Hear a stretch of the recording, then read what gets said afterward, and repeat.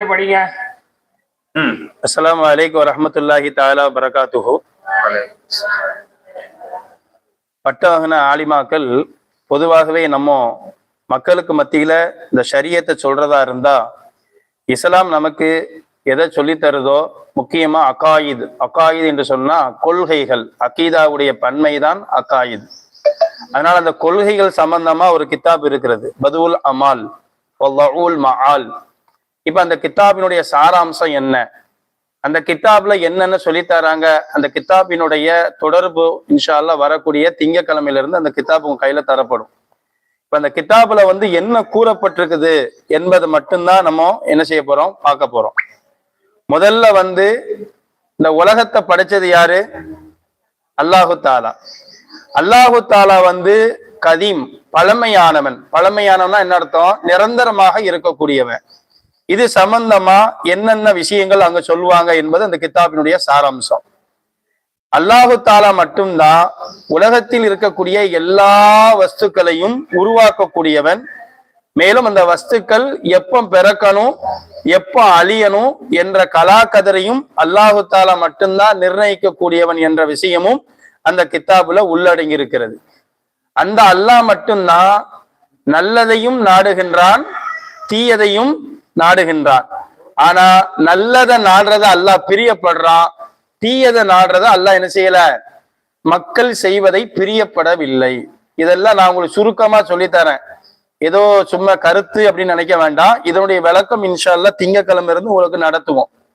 அப்ப முதல்ல அல்லாஹு தாலா படைச்சா அப்படின்னா, இப்ப மனிதர்கள் சில வஸ்துக்களை படைக்கிறாங்களே, அப்ப இதெல்லாம் யாருடைய உருவாக்கம் அப்படின்னா அனைத்துக்குமே மிசால், முன்மாதிரி அல்லாஹ் மட்டும்தான் என்பதை இந்த கித்தாபினுடைய சாராம்சம் நமக்கு விளக்குகின்றது. அல்லாஹு தாலா எப்படி இருப்பான் என்பதை பற்றி அந்த கித்தாபுல இருக்கும். இன்னைக்கு குரான்ல யதுல்லாஹி ஃபௌக ஐதீஹிம், அல்லாஹ்வுடைய கை என்று வருகிறது. வஜுஹுல்லாஹி, அல்லாஹ்வுக்கு முகம், அல்லாஹ்வுடைய முகம் என்று வருகிறது. அப்ப அல்லாஹ்வுக்கு கை இருக்குதா, அல்லாஹ்வுக்கு முகம் இருக்குதா அப்படின்னு ஒரு கேள்வி வரும். அப்ப அல்லாஹ்வுடைய கையை கொண்டு என்ன நோக்கம், அல்லாஹ்வுடைய முகத்தை கொண்டு என்ன நோக்கம் என்பதை அந்த கித்தாபு நமக்கு தெளிவாக சொல்லும். அதே மாதிரி அல்லாஹு தாலா ஒரு விஷயத்தை ஆகுன்னு சொன்னா ஆகிவிடும். ஆனா அப்படி இருக்கும்போது எதுக்கு அல்லாஹ் வானம் பூமிகளை 6 நாட்களுக்கு எதுக்கு படைக்கணும்? ஒரு விஷயத்தை குன் ஃபயக்குன் சொல்லி குர்ஆன் ஆயத்து இருக்குது. குன் ஃபயக்குன், நீ ஆகு என்று சொன்னால் அது ஆகிவிடும் என்று அல்லாஹ் குர்ஆன்ல சொல்றான். ஆனா வானம் பூமிகளை எத்தனை நாள் அல்லாஹ் படைச்சான்? கலக்க சமாவாத்தி வல்லர்த ஃபீ சித்தத்தி ஐயாம், வானம் பூமிகளை 6 நாட்களில் நாங்கள் படைத்தோம் அப்படின்னு அல்லாஹ் சொல்றான். அப்போ குன் ஃபயக்குன் என்று சொன்னா நீங்க உடனே ஆகணுமே, ஏன் 6 நாட்களா அல்லாஹ் படைக்கணும்? அதே மாதிரி ஆதம் அலைஹிஸ்ஸலாம் அவர்களை குன் ஃபயக்குன் அப்படின்னு சொன்னா உடனே அல்லாஹ் படைச்சிட வேண்டியதானே? எதுக்கு மண்ணெல்லாம் எடுத்து, அது பூமியில இருக்கக்கூடிய எல்லா விதமான மண்கள், உதாரணமா இந்திய நாட்டு மண்ணு, அமெரிக்கா நாட்டு மண்ணு, ஆஸ்திரேலியா நாட்டு மண்ணு, லண்டன் நாட்டு மண்ணு, இப்படி எல்லா மண்ணை எடுத்து அல்லாஹு தாலா மொத்தமா மலக்குமார்களை வச்சு கொண்டு எதுக்கு அல்லாஹு தாலா இப்படி மனுஷனை படைக்கணும்? இப்ப இந்த மாதிரி கேள்விகள் எல்லாம் நம்ம இடத்துல வரும் பொழுது அது விளக்கம் அளிப்பதற்காகத்தான் நம்ம படிக்கக்கூடிய கித்தாப் பேர் என்னது? பதுல் அமால். என்னது? பதுல் அமால் வல்லஊல் மஆல். அந்த கித்தாப் இன்ஷா அல்லாஹ் உங்களுக்கு திங்கக்கிழமை காலையில நம்ம என்ன செஞ்சிருவோம், கையில தந்துருவோம். இந்த கித்தாபை நீங்க பார்த்துட்டு இன்ஷா அல்லாஹ் திங்கள் புதன் சனி இந்த 3 நாட்களுக்கும் நீங்க ஒரு லாங் சைஸ் நோட்டு தந்துருங்க, கித்தாப் நம்ம தந்துருவோம். இன்ஷா அல்லாஹ் கித்தாப் என்ன செஞ்சிருவோம், தந்துருவோம். இது உங்களுக்கு பின்வரக்கூடிய சந்ததிகள், குடும்பங்கள், இவங்களுக்கு நம்ம என்ன செய்யணும், இதை சொல்லி கொடுக்கணும் என்பதற்காகத்தான். அந்த கித்தாபினுடைய வார்த்தைனா ஹார்டா இருக்கலாம், ரொம்ப கஷ்டமா இருக்கலாம். நம்ம அதனால என்ன செஞ்சிருவோம், ஒவ்வொரு சட்டத்துக்கும் ஒவ்வொரு பைத் இருக்கும். பைத்துனா என்னது? கவிதை. பைத்துனா கவிதை. அப்ப ஒவ்வொரு சட்டத்துக்கும் ஒரு கவிதை இருக்கும். அந்த கவிதையில அந்த கவிதையை மட்டும் நம்ம என்ன செய்யணும், மனப்பாடம் பண்ணணும். கவிதை என்பது சாதாரணமாக 2 வரி தான். அப்ப ஆலிமாக்கள் நீங்க விளங்கிக்கோங்க, 2 மாசம் இருக்கு, ஒரு 50க்கும் மேற்பட்ட கவிதைகள் இருக்கிறது.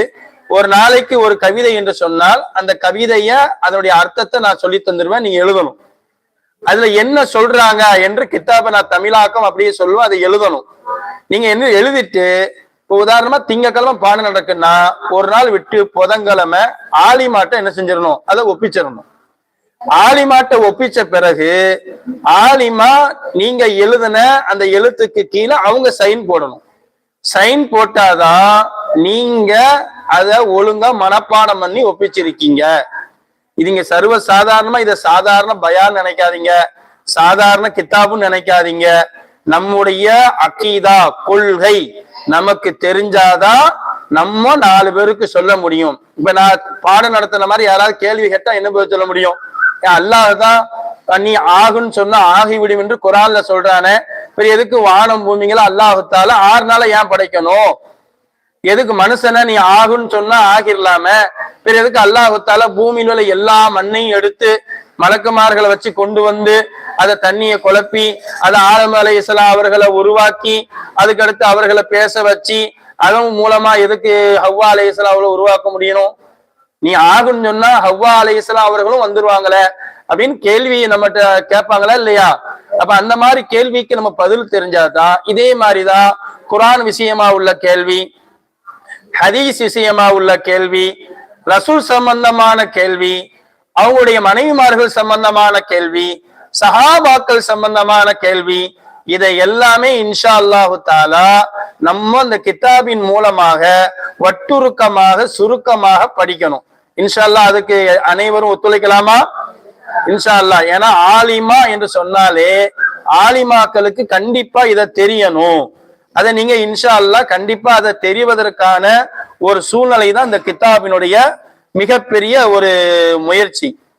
இந்த கித்தாபினுடைய முக்கியமானது என்னன்னா, குர்ஆன் மனிதனால் உருவாக்கப்பட்டதா அல்லது இறைவனால் உருவாக்கப்பட்டதா? அப்படி இறைவனால் உருவாக்கப்பட்டது என்று சொன்னால் 23 ஆண்டுகளாக இந்த குர்ஆன் இடத்துக்கு தகுந்தார் போல், சமயத்திற்கு தகுந்தார் போல், சூழ்நிலைக்கு தகுந்தார் போல் இறக்கப்பட்டதற்கான காரணம் என்ன? எத்தனையோ சூறாக்கள் இருக்கு. இப்ப சூரத்துல் பக்கரா ஆரம்பத்துல ஆரம்பிச்சு நபிகள் நாயகம் ஸல்லல்லாஹு அலைஹி வஸல்லம் அவங்க 23 ஆண்டுகள் அவங்க மௌத்தாகின்ற வரைக்கும் ஒரு சூறா இறங்குனுச்சுன்னா அது என்னது? சூரா பக்கரா. சூரா பக்கரா இருக்கா இல்லையா? மொத்தம் 6666 வசனத்துல 257 வசனங்கள் கொண்டது சூரத்துல் பக்கரா.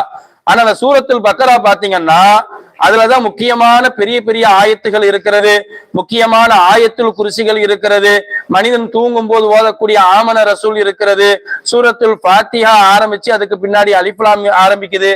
இப்போ இத மட்டும் அல்லாஹ் தஆலா ஏன் ரசூலுல்லாஹ்வுடைய நுபுவத்துடைய ஆரம்பம் 40 வயசுல இருந்து ஆரம்பிச்சு ரசூல் ஸல்லல்லாஹு அலைஹி வஸல்லம் அவர்கள் மௌத்தாகுவதற்கு 11 நாளைக்கு முன்னாடிதான் இதனுடைய கடைசி அந்த சூறாவே முடியுது.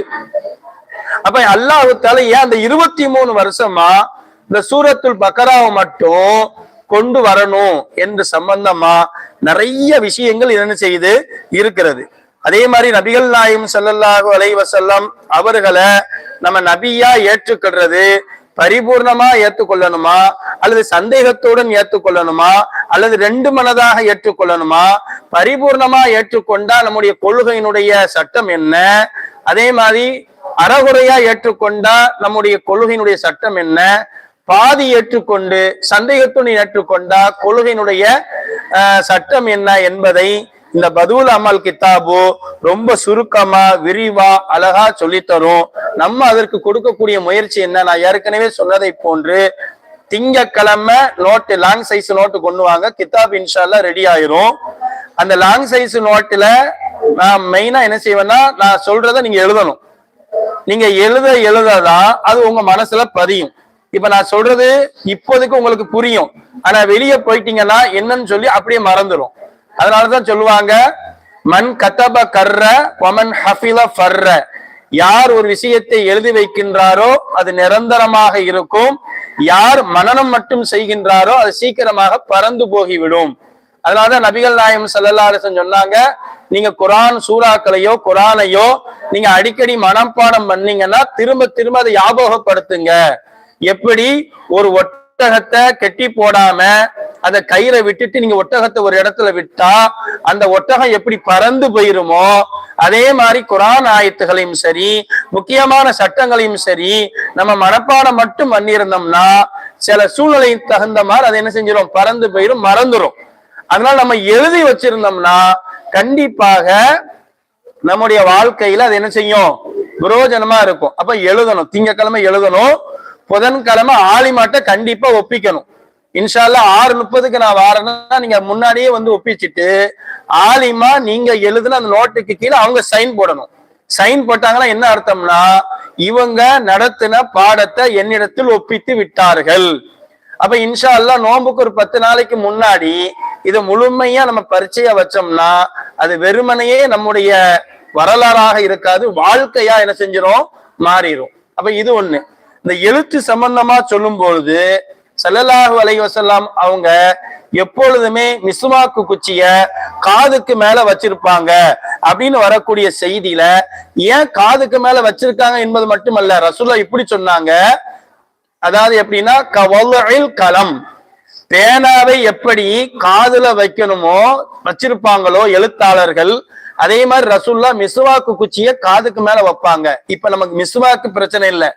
அங்க ரசூலுல்லாஹ்வுடைய வார்த்தை என்னன்னா படிக்கக்கூடியவர்கள் முக்கியமானவர்கள் பேனாவை எப்படி தன்னுடன் அதை ஒரு வஸ்துவாக சட்டையை போன்று மற்ற ஆடைகளை போன்று கையிலேயே வச்சிருப்பாங்களோ அதே மாதிரி முக்கியமான விஷயங்களை எழுதுவதற்கு பேனா அவசியம் என்பதை நபி அவர்கள் ஒரு சஹாபியிடத்திலே சொன்னார்கள்.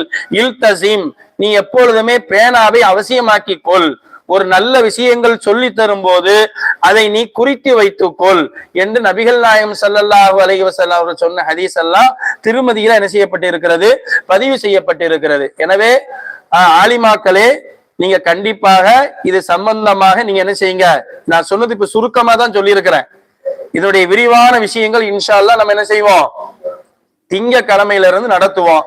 எல்லாரும் குறிப்பிட்ட டயத்துக்கு வந்துடலாமா இன்ஷா அல்லாஹ்? இன்ஷா அல்லாஹ். இதாவது இது சம்பந்தமா ஏதாவது சந்தேகம் இருந்தா கூட நம்ம அந்த பாடம் நடத்தும் போது என்ன செய்யலாம், கண்டிப்பாக கேட்கலாம். இன்னொன்னு எப்படின்னா அந்த கித்தாபை வாசிக்கணும். அது எப்படி வாசிக்கிறது அஜர்த்து அப்படின்னா இன்ஷா அல்லாஹ் பாடம் நடத்தி நீங்க நோட்டுல சைன் போட்டு எனக்கு வந்தா தான் நான் பாடம் நடத்தும் போது உங்களுக்கு அது புரியும். ஏன் அப்படின்னா அந்த பாடத்தினுடைய வார்த்தைகளை நீங்க மனப்பாடம் செஞ்சிருந்த அந்த வார்த்தை தான் உள்ள வரும். அப்ப நான் வாசிக்க வாசிக்க அந்த மனப்பாடம் பண்ண செய்தி உங்களுக்கு ஞாபகம் வரும்போது ரொம்ப ஈஸியா கித்தாபை வாசிச்சிடலாம். ஒரு பொது இடத்துல அந்த முக்கியமான இது டஃப்பான கித்தாப்னு சொல்லுவாங்க. இந்த வாசிக்கிறது வார்த்தைகள்லாம் இருக்க ரொம்ப டஃப்பான். ஆனா நம்ம எவ்வளவு பெரிய கஷ்டமா இருந்தாலும் இஷ்டத்தோட படிச்சோம்னா நஷ்டமாக மாட்டோம் என்பதுதான் மார்க்கத்தினுடைய சிஸ்டமா இருக்கு. அதனால முடிஞ்ச அளவுக்கு என்ன செய்ய இன்ஷா அல்லாஹ் இந்த கல்விய நம்ம லேசான முறையில கொண்டு போகலாம். அதுக்காண்டி திங்கக்கிழமையில இருந்து தயாராக டயத்துக்கு வந்துடலாமா இன்ஷா அல்லாஹ். அஸ்ஸலாமு அலைக்கும் வரஹ்மத்துல்லாஹி வபரகாத்துஹு.